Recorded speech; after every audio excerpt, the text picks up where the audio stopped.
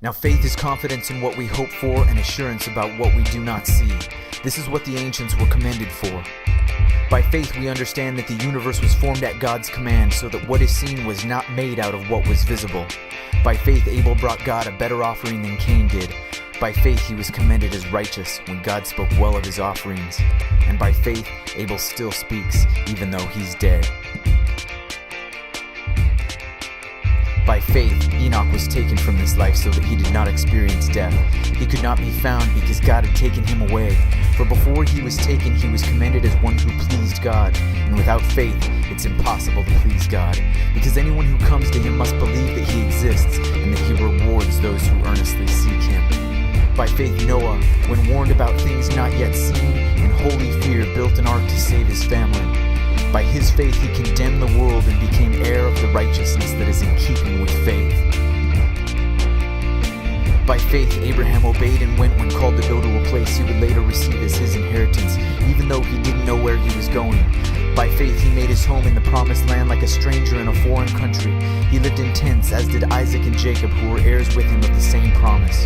For he was looking forward to the city with foundations, whose architect and builder is God.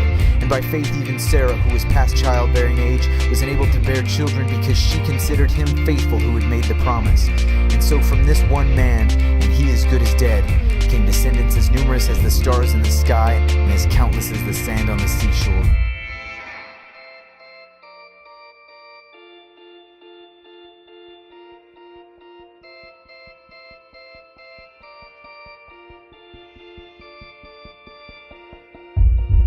All these people were still living by faith when they died. They did not receive the things promised. They only saw them and welcomed them from a distance, admitting that they were foreigners and strangers on the earth. People who say such things show that they're looking for a country of their own. If they'd been thinking of the country they had left, they would have had opportunity to return. Instead, they were longing for a better country, a heavenly one. Therefore God is not ashamed to be called their God, for he has prepared a city for them.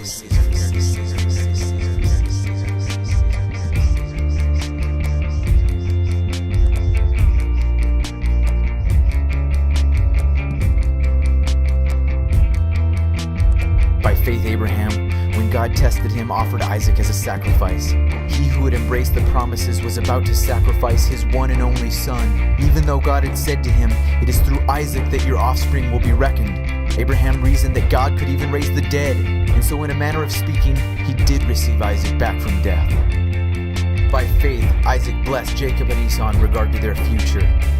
By faith, Jacob, when he was dying, blessed each of Joseph's sons and worshipped as he leaned on his staff.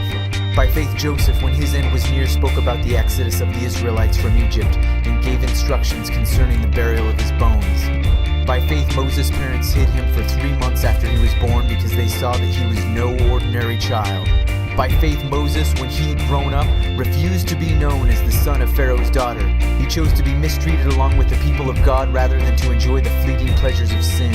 He regarded disgrace for the sake of Christ as of greater value than the treasures of Egypt, because he was looking ahead to his reward. By faith he left Egypt, not fearing the king's anger. He persevered because he saw him who is invisible.